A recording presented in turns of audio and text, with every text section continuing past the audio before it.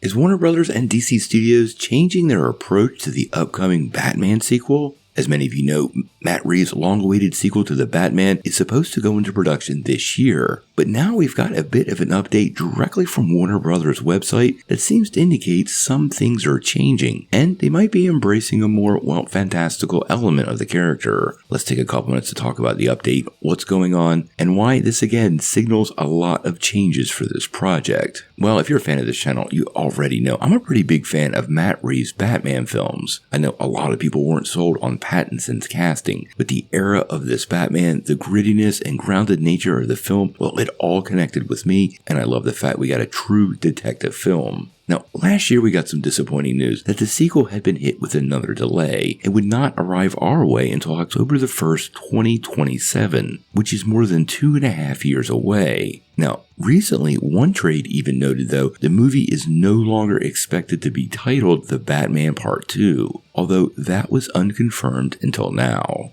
Now, recently, over on one of Warner Bros. Websites, Spain's official website actually, the sequel got a name change and was changed from The Batman Part 2 to Untitled Batman Film. Now, in addition to that, it got recategorized, and I found that a little interesting. Now, it's currently categorized as action, adventure, sci-fi, and fantasy. Now, the first film was listed as action-adventure, but the new categorizations of sci-fi and fantasy, that's had people questioning whether Warner Bros. Is going to move away from the grounded nature of Matt Reeves' Batverse. Now, this would completely align with some of the rumors we've been hearing. We actually have heard speculation on two particular villains that are both very fantastic, Clayface and Mr. Freeze. Now, we did do a report that Clayface was going to be one of the villains of this film, but now that he's getting his own solo movie, that's not likely to happen. But the movie apparently is going to have a winter setting, and that definitely opens the door to a character like Mr. Freeze. He definitely falls into the more,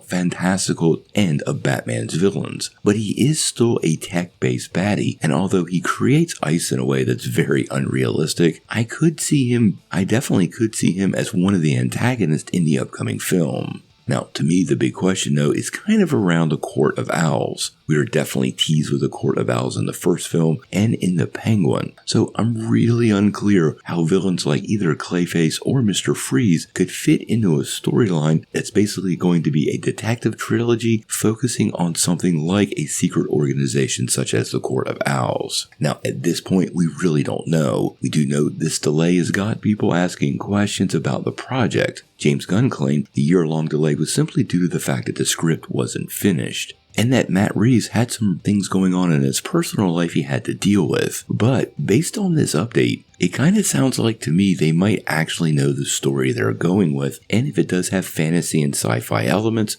some of these more fantastical villains seem to make more sense. At this point, I am a bit worried about this film. It has taken so long to get made that by the time it does return, it's not going to be until late 2027. It'll have been almost 5 years since the first film, and huge delays between sequels like this disconnect fans from the project. We also have the issue of the DCU being developed and needing their own Batman, and honestly, if I don't have a DCU Batman by 2027, that's going to be kind of upsetting too. The Brave and the Bold is also being developed simultaneously, and at this point, with both of these projects absolutely dragging their feet, I really don't know when Batman is going to return to the big screen, which version we're going to get first, and how this possibly could integrate into the DCU and have Matt Reeves' Batverse all happening at the same time without stepping on each other's toes. I'm a huge fan of Batman. I look forward to whatever they're planning here, and I do like the fantastical elements of the character. So I find this update pretty great, but again, a huge change to what Matt Reeves has going on, and if there's more changes going on behind the scenes, that suggests more delays to me. How that actually works out, we're